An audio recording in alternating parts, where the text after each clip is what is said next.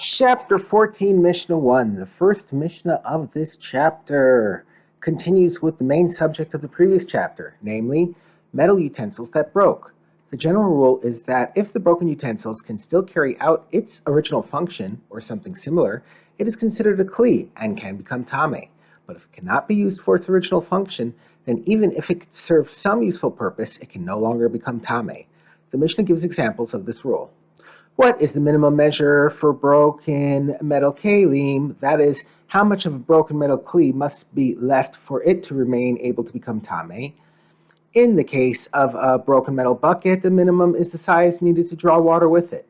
Enough of the bucket must remain that it can be used to draw water from a well. If less than that remains, the bucket cannot become tame. In the case of a kettle, the minimum is the size needed for heating water in it.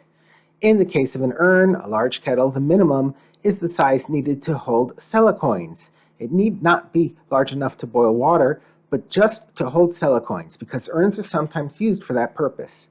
In the case of a lefes, a large pot that holds boiling water in which small utensils are washed, the minimum is the size needed to hold small jugs.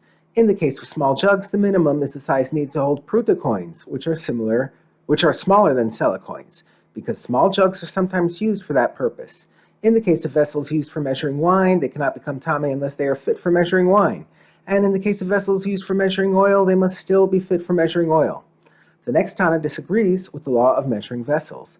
Rabbi Eliezer says all measuring vessels are judged by their ability to hold pruta coins. If they are large enough to hold pruta coins, they can become tame even if they are unfit for measuring. The Mishnah turns its attention to a different law concerning metal utensils. We have learned that a newly made metal kli cannot become tame until it is completely finished. See chapter 12, Mishnah 6. Our Mishnah illustrates this law. Rabbi Akiva says a metal kli that lacks a cover, i.e. its cover is not yet made, can become tame. The cover is not considered part of the kli, so the kli is complete without it.